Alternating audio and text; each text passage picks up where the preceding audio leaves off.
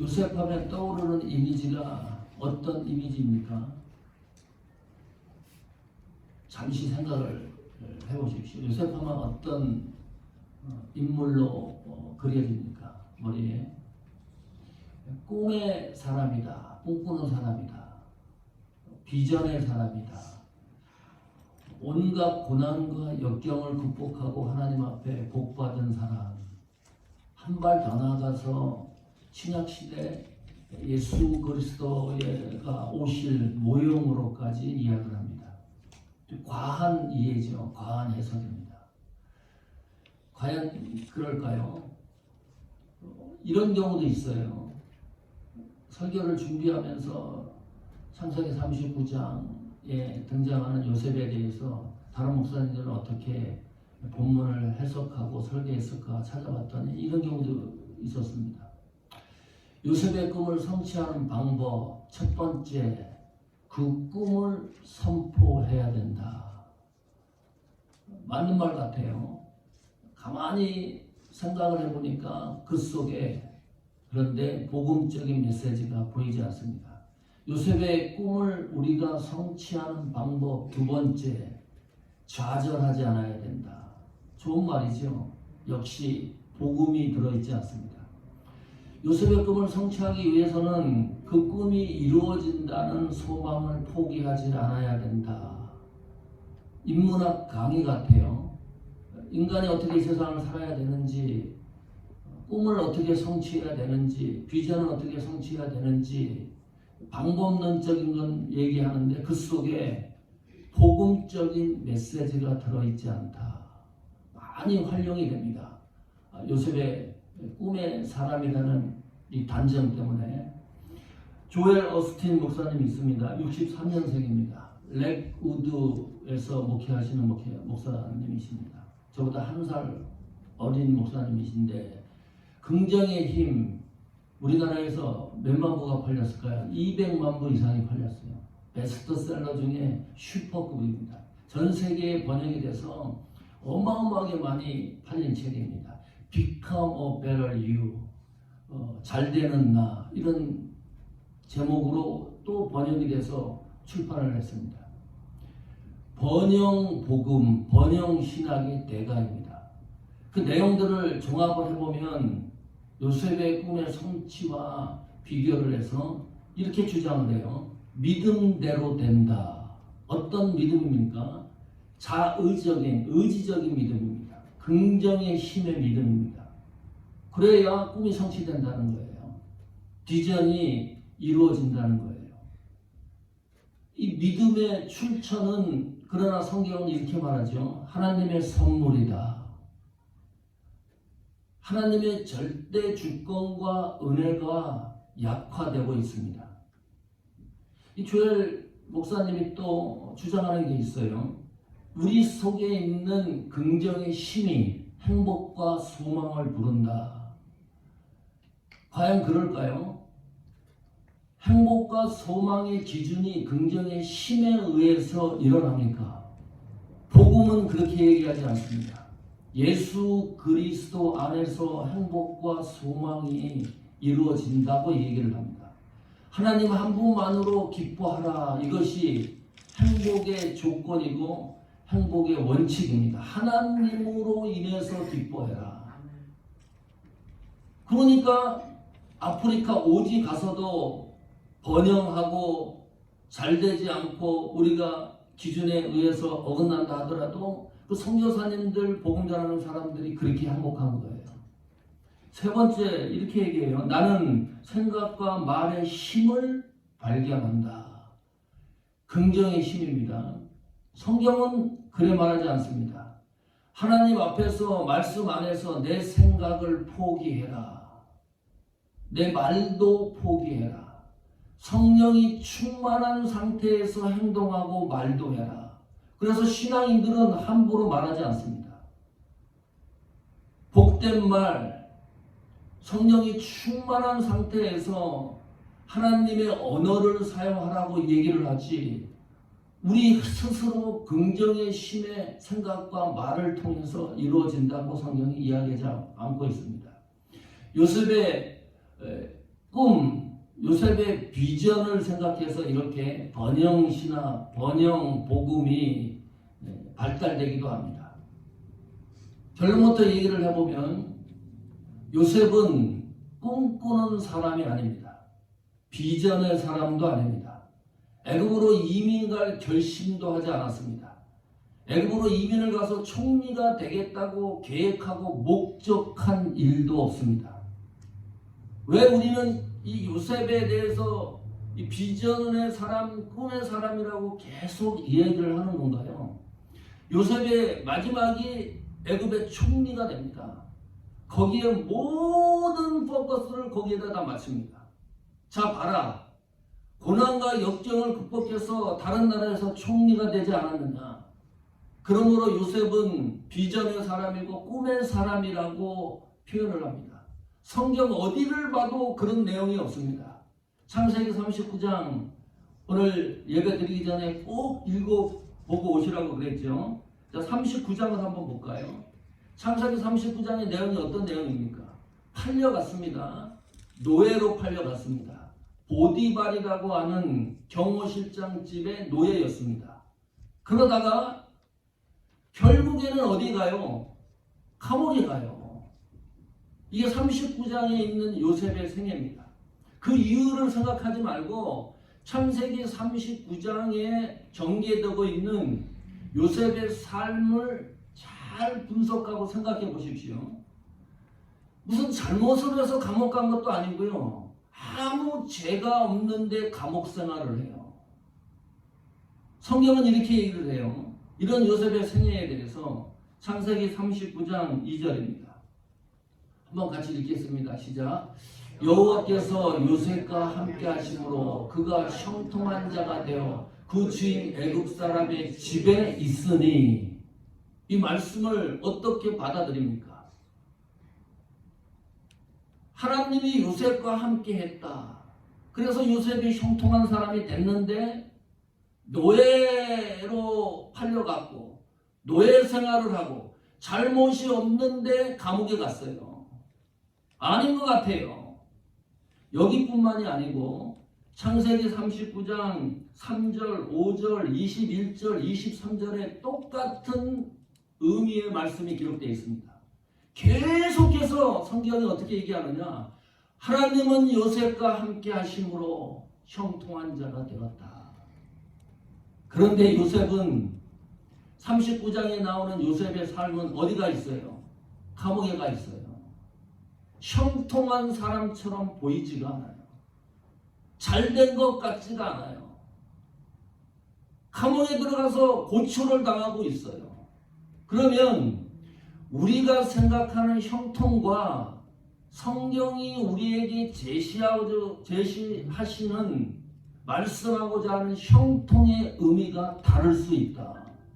이것이 해결이 돼야 돼요. 다름을 분명하고 확실하게 저희들이 이해하는 시간에 집중해 보려고 합니다. 먼저 문제를 해결해야 될 것이 형통이라는 이 단어적인 의미입니다. 국어사전 집에 가서 계시면 찾아보시죠. 형통이 뭔지. 만사 뜻대로 잘 되는 게 형통입니다. 그게 국어사전적 의미예요. 번영하고 성공하는 것, 그것이 형통의 의미예요. NIV 성경, 킹제임스 성경, 영어 성경 갖고 있는 분들 확인해 보십시오. 거기는 prosper라는 영어 단어를 사용합니다. 부유하다, 번영하다, 번창하다, 번성하다로 번역을 해놨어요. 뉴 아메리칸 스탠다드 바이블 성경은 success, 성공하다, 명성과 지위를 얻다, 그것이 형통으로 번역을 해놨고, NLT 성경은 bless입니다. 축복하다, 신성을 얻다, 그런 의미로 번역을 해놨어요. 자, 이것이 형통이라는 단어가 가지고 있는 의미인데, 이 많은 의미적인 내용의 이 형통의 단어를 모두 보자기에 싸가지고 창세기 39장에 등장하는 요셉의 삶 속에 투영을 해보십시오. 아니지요. 요셉이 성공한 것 같지 않아요. 형통한 것 같지 않아요. 번성한 것 같지 않아요. 그런데 성경은 요셉의 삶을 어떻게 구별하느냐? 감옥에 가 있는 요셉인데, 노예로 팔려간 요셉인데, 성경은 끊임없이 얘기하는 게 하나님이 요셉과 함께했다. 그래서 요셉이 형통하게 되었다. 아무리 눈을 씻고 봐도 형통이라는 단어와 어울리지 않는 삶인데, 그러면 이런 생각을 해요. 이것은 창세기 39장의 요셉의 삶이잖아요. 그럼 39장 이전에 과거에 요셉의 삶은 어땠을까요? 그때도 하나님이 함께 하심으로 형통한 삶을 살았겠지요. 그걸 한번 찾아볼까요? 그것이 우리와 어떻게 어긋나는지를 살펴보겠습니다. 자, 야곱에게 12명의 아들이 있었죠. 요셉이 몇 번째죠? 11번째 아들입니다. 아버지 야곱이 얼마나 편애를 했는지 옷도 좋은 걸 입혀요. 막내인데. 보통 그 형제들이 많으면 장자한테 새 옷을 입히고 둘째, 셋째, 넷째 이렇게 물려가면서 입잖아요. 근데 어찌된 일인지 야곱은 요셉을 굉장히 편애를 해요. 그 형제들이 그런 모습을 보고 어떤 반응을 보였느냐? 창세기 37장 4절입니다. 같이 읽습니다.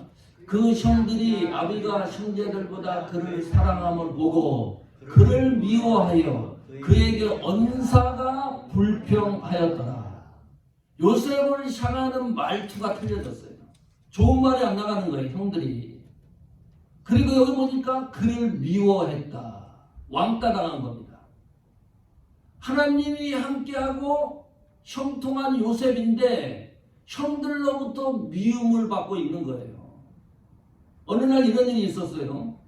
요셉이 꿈을 꾸는데 곡식단이 벌떡 일어나더니 요셉 곡식단에게 절을 해요. 요셉이 그 꿈 얘기를 이 형들에게 이 얘기를 합니다. 내가 이런 꿈을 꿨다. 그때 이 형제들의 반응이 어떤지 압니까? 이것도 흥미로워요. 창세기 37장 8절입니다. 같이 읽습니다. 시작. 그 형들이 그에게 이르되 네가 참으로 우리의 왕이 되겠느냐? 참으로 우리를 다스리게 되겠느냐 하고 그 꿈과 그 말을 인하여 그를 더욱 미워하더니 왕따 당하고 있는데 꿈 얘기를 해가지고 더욱 미움을 받기 시작을 합니다. 이 형들이 꿈의 해몽을 기가 막히게 해요. 이 성경 보세요. 그 꿈 이야기를 듣고 무슨 얘기를 하는데 네가 왕이 될 상이다. 우리 보고 너를 다스리게 하겠다는 얘기냐 이것이. 이 꿈 해몽을 기가 막히게 합니다. 두 번째 꿈을 꿔요. 이 꿈은 더 신비한 꿈입니다. 해달 별이 요셉에게 절을 합니다. 이 이야기를 또 형제들에게 요셉이 이 얘기를 해요. 이 두 번째 꿈 때문에 어떻게 돼요? 노예로 팔려가잖아요. 이 히스토리를, 이 이야기를 이해를 하시겠습니까? 이때 요셉의 나이가 몇 살인지 압니까? 초등학생도 아니에요. 중등학생도 아니고 17살입니다. 그러면 언뜻 생각하기에 그런 생각하지요. 첫 번째 꿈을 얘기했는데 형제들이 더 미워를 해. 그러면 두 번째 꿈은 얘기하지 말아야죠. 왜 두 번째 꿈까지 얘기를 해가지고 노예로 팔려갑니까? 이게 하나님이 요셉과 함께해서 형통한 방법입니까? 도무지 이해가 안 가요. 요셉에 대한 평가를 그래서 이렇게 하는 거예요. 순수하다 이 청년. 응? 좋게 얘기하는 거죠. 멍청한 겁니다. 미련한 겁니다. 바보스러운 거죠. 다른 말로 하면 아무리 생각해도 요셉은 이 꿈에 대하여 이해도 못했고 자기가 꾼 것에 대하여 관심도 없었던 것이 분명하다. 그런데 어떻게 요셉이 꿈꾸는 사람이고 비전의 사람이냐. 이 꿈을 꿔놓고 성경의 흐름이 전혀 그게 아닌데. 창세기 42장 9절 보십시오. 같이 읽습니다. 시작. 요셉이 그들에게 대하여 꾼 꿈을 생각하고 그들에게 이르되 너희는 정탐들이라 이 나라의 틈을 엿보려고 왔느니라. 형제들이 이제 기근이 나가지고 애굽으로 먹을 것을 구하러 왔는데 그때 요셉은 총리가 돼 있었습니다. 알고 있는 거예요. 그 형들의 온 것을. 그리고 이때서야 무슨 생각을 하냐면 그들에게 대하여 꾼 꿈을 드디어 생각하기 시작을 했습니다. 이 정도입니다. 자, 그러니까 창세기 39장 보디발 집으로 노예로 팔려가기 전까지도 보니까 형통했다고 하는데 하나님이 요셉과 함께한 것 같은데 우리 시야에서는 전혀 아닌 것 같다. 형통하지 않은 것 같다. 이 요셉의 삶이. 성경의 그 흐름을 따라서 상황을 살펴보면 다시 창세기 39장 1절로 와보십시오. 구체적으로 이제 39장의 내용을 살펴봅시다. 39장 1절 같이 읽습니다. 시작. 요셉이 이끌려 애굽에 내려가매 바로의 시나 시위대장 애굽 사람 보디발이 그를 그리로 데려간 이스마엘 사람의 손에서 그를 산이라. 여기 잘 보십시오. 요셉이 이끌려 애굽에 내려갔다. 이끌려 내려갔다라는 말입니다. 요셉의 의지와 계획과 전혀 관계없이 요셉이 애굽으로 내려간 거예요. 내려가고 싶어서 내려간 게 아닙니다. 그냥 어떻게 돼가지고 꿈 얘기하고 뭐 갑자기 그런 일이 벌어져가지고 어쩔 수 없이 요셉이 애굽으로 내려가게 됐습니다. 거기에서 노예 생활합니다. 그리고 창세기 39장 말미에 드디어 감옥 생활을 합니다. 너무 간단하게 묘사가 되어 있는데 그 감옥 생활에 대해서 창세기 39장은 시편 105편 18절에 보면 야곱이 어떻게 감옥 생활을 했는지 기록이 되고 있습니다. 한번 읽어볼까요? 시작. 그 발이 착고에 상하여 그 몸이 쇠사슬에 매였으니. 발이 쇠사슬에 매여 있어요. 자, 몸이 또 쇠사슬에 매여 있어요. 그 당시 사람들의 관습은 육신과 영혼은 분리됐다. 이분법으로 생각을 했습니다. 몸이 쇠사슬에 매였다. NIV 영어 성경은 여기서 몸이 아니고 목이 쇠사슬로 매여 있다라고 번역을 해놨습니다. 보다 더 근접합니다. 히브리어 원문과. 목이 쇠사슬에 조여져 있으면 숨 쉬는 거잖아요. 숨통을 죄어오는 거예요. 그 숨의 통로가 영혼과 연결이 되는 거예요. 이것을 더 정확하게 해석을 하면 그 영혼이 쇠사슬에 매였으니라고 해야지 적절한 번역입니다. 그런데 영혼은 묶을 수가 없잖아요. 이 육신이 없으니까. 그래서 몸이라고 하는 단어를 사용한 거예요. 이 시편 105편의 저자가. 이 말은 무슨 말이냐면 감옥 생활이 너무나 처참했다. 최극단을 달리고 있었다. 대충 그 감옥에 들어가 있는 상황이 아니에요. 요셉이 이 감옥 생활이. 너무나 힘겨운 감옥 생활을 하고 있는 상황입니다. 그런데 성경은 하나님이 함께함으로 형통했다고 얘기를 하는 거예요. 이게 도무지 이해가 안 가는 거잖아요. 응? 어떻게 이렇게 이런 상황인데 성경은 계속해서 하나님이 요셉과 함께함으로 형통한 사람이 되었다고 얘기를 하느냐. 17세에 노예로 팔려갔어요. 몇 년 동안 노예 생활했을까요? 보디발 집에서 10년입니다. 그리고 죄가 없는데 감옥 갔어요. 몇 년입니까? 수년입니다. 최소 3년입니다. 그 감옥 생활이 보통 어려운 감옥 생활이 아닙니다. 이거는 아무리 생각해도 인생이 꼬인 거예요. 형통한 게 아닙니다. 성공한 것이 아닙니다. 번영한 것이 아니에요. 너무나 하루하루를 감옥에서 힘들게 살아가고 있는 요셉의 상황이 창세기 39장에 등장하는 요셉의 생애입니다.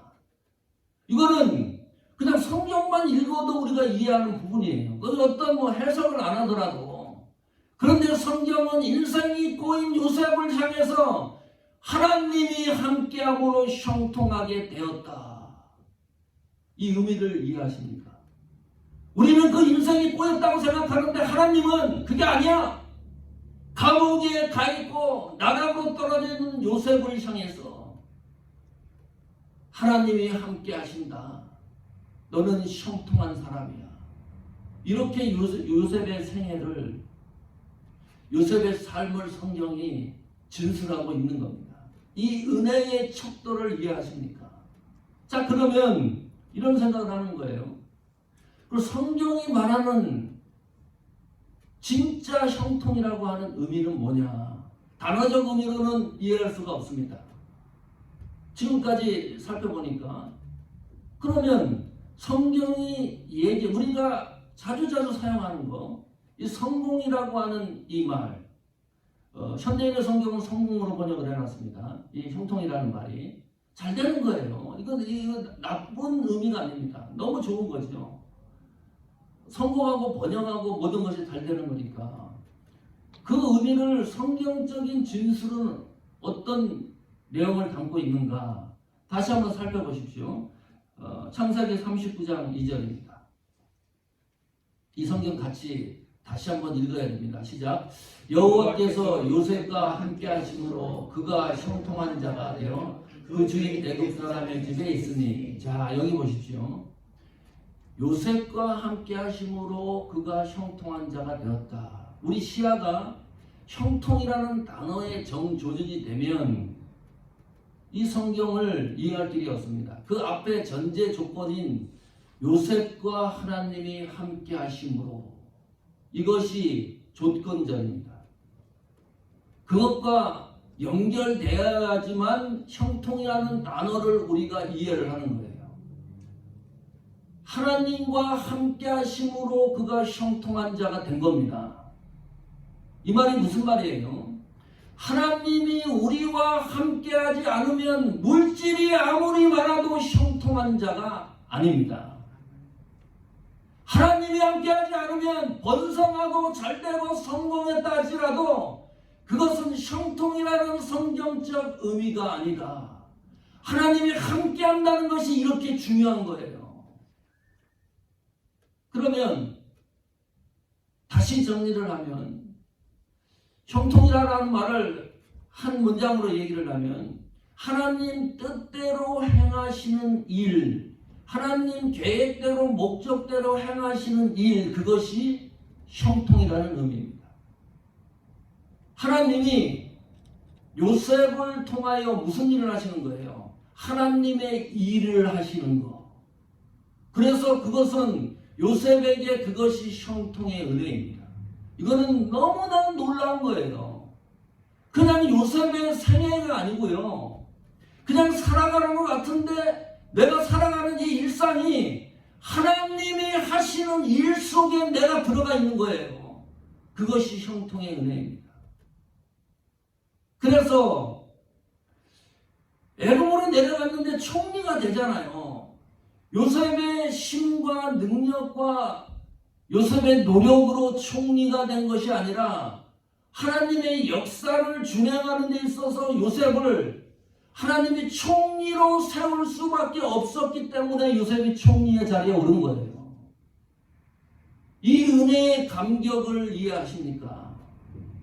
요셉이 무슨 비전이 있고 꿈이 있어갖고 총리가 됐다는 의미가 아닙니다.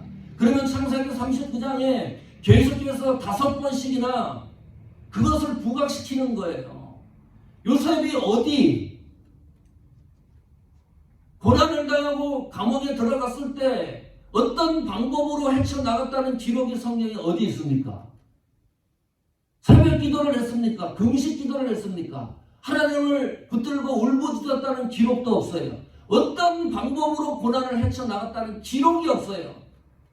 그 순간마다 하나님이 함께 하심으로 요셉에게 함께 하셨다. 성도 여러분, 이것이 하나님에 의하여 되어지는 삶, 이것이 형통입니다. 나에 의해서 되어지는 게 아닙니다. 이런 얘기를 하셔야 돼요. 이제 내 생애가 마지막으로 종착역으로 가면 갈수록 이런 신앙의 믿음이 쌓이고 쌓여야 됩니다. 내가 살아보니까 하나님에 의하여 되어지는 삶이었다. 그 속에서 하나님이 나에게 순간마다 특별한 은혜를 주셨다. 하나님에 의하여 되어지는 삶, 그것이 하나님이 함께 하심으로 얻어지는 형통의 축복입니다. 이런 생각을 하는 거죠. 아, 그렇구나. 우리가 세상을 살면서 어려운 시절을 보낼 수가 있잖아요. 요셉이 감옥에 들어간 것처럼 너무 힘들고 지칠 때가 있습니다. 그때 오늘 말씀을 꼭 기억하십시오.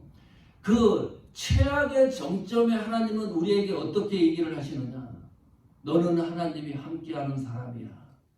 형통케 하는 사람이야. 이 약속으로 우리를 위로해 주시는 거예요. 만약에 그런 시절이 내 속에 있다 그러면 빨리 어떻게 생각을 해야 되냐 하면 하나님이 나와 함께 하시고 이 순간을 하나님이 나를 형통케 하시는구나. 한번 지나온 세월을 생각해 보십시오. 가장 힘겨웠을 때를 생각해 보십시오. 지금 생각해 보시면 아, 그렇구나. 놀라운 사실이 발견돼요.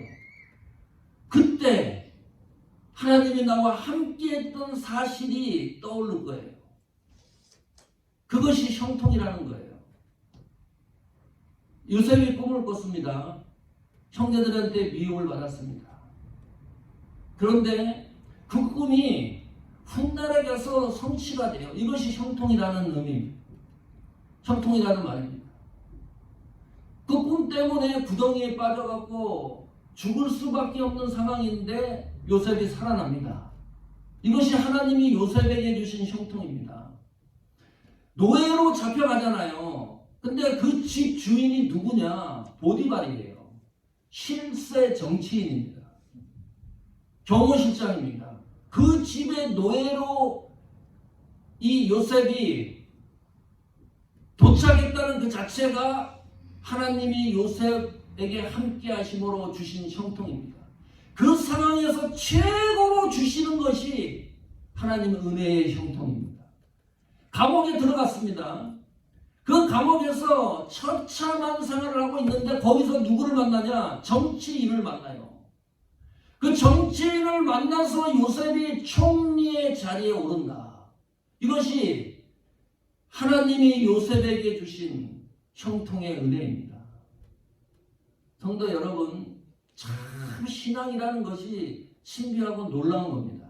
그냥 우리가 계획하고 가는 것 같은데 내 삶을 하나님이 뒤에서 섭리하시고 섭리할 뿐만이 아니라 하나님 역사 속에 나를 내 신앙과 믿음과 사역을 하나님이 사용하시는 거예요. 그냥 교회에 다니는 것 같은데 사모하는 교회를 통해서 이 교회의 역사가 하나님의 일 아닙니까? 그 속에 내가 포함이 되어 있는 거예요. 그러면서 하나님이 그렇게 얘기를 하는 겁니다. 하나님이 함께 하심으로 형통케 되었다. 이 은혜의 신비가 너무너무 놀라웠고 깊은 겁니다. 환경이 그렇게 크게 변하는 것도 아닙니다. 감옥에 들어갔으면 간수가 뭐 벼락을 맞아 죽든지 문이 열리든지 그래야 되잖아요. 그 형통이라는 것을 생각을 하면 하나님이 뭐 계획을 했다 그러면 그게 아니잖아요. 사건과 상황과 환경은 그닥 변하지 않는데 순간순간마다 하나님이 최고로 형통케 하는 은혜를 주신다. 그 하나님이 형통케 하시는 은혜를 주시는 데는 내 생각과 의지와 계획이 0.001%도 들어가지 않습니다. 하나님에 의하여 되어지는 것, 그것이 형통의 은혜입니다. 하나님에 의하여 되어지는 교회가 되기를 축원합니다. 여러분의 믿음이 하나님에 의하여 되어지기를 축원합니다. 여러분의 사역이 하나님에 의하여 성공되기를 축원합니다. 번영되기를, 번창되기를 축원합니다. 하나님에 의하여 잘 되기를 축원합니다. 그래서 우리가 하나님 앞에 고백하는 거예요. 하나님, 우리 교회를 사용되게 하여 주옵소서. 이 기도밖에 할 게 없어요. 하나님, 나를 사용되게 하여 주옵소서. 하나님의 선한 역사 가운데 오늘 이 말씀의 복음의 핵심이 우리 신앙을 지탱하고 앞으로 전진하는 돌포가가 되기를 간절히 축원합니다. 아멘.